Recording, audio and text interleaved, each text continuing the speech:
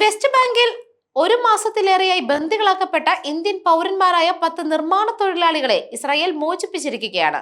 തിരികെ ടെല്ലവീവിൽ എത്തിച്ച ഇവരുടെ ക്ഷേമവും സുരക്ഷയും ഉറപ്പാക്കാൻ ഇസ്രായേലിനോട് അഭ്യർത്ഥിച്ചിട്ടുണ്ട് എന്ന് ഇന്ത്യൻ എംബസി അറിയിച്ചു.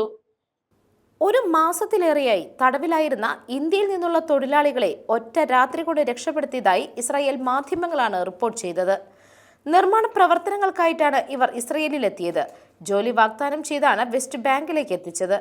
തൊഴിലാളികളുടെ പാസ്പോർട്ട് നിയമവിരുദ്ധ പ്രവർത്തനങ്ങൾക്ക് ഉപയോഗിച്ചത് ഇസ്രായേൽ സൈന്യം തിരിച്ചറിഞ്ഞതായിട്ടും പിന്നീട് പാസ്പോർട്ട് തിരികെ നൽകിയതായിട്ടും റിപ്പോർട്ടുണ്ട്. 2023 ഒക്ടോബർ 7 ആക്രമണത്തിന് ശേഷം ഫലസ്തീനിൽ നിന്നുള്ള നിർമ്മാണ തൊഴിലാളികൾക്ക് ഇസ്രയേലിലേക്ക് പ്രവേശിക്കുന്നതിന് വിലക്കുണ്ട്. തുടർന്ന് 16,000-ഓളം ഇന്ത്യൻ തൊഴിലാളികൾ ഇസ്രയേലിൽ എത്തിയെന്നാണ് കണക്ക്. ഇങ്ങനെ ഇസ്രയേലിലെത്തിയ ഇന്ത്യക്കാരിൽ ചിലരെയാണ് ബലമായി വെസ്റ്റ് ബാങ്കിൽ പിടിച്ചുവെച്ചത്. News desk മെഗ്നവിഷൻ.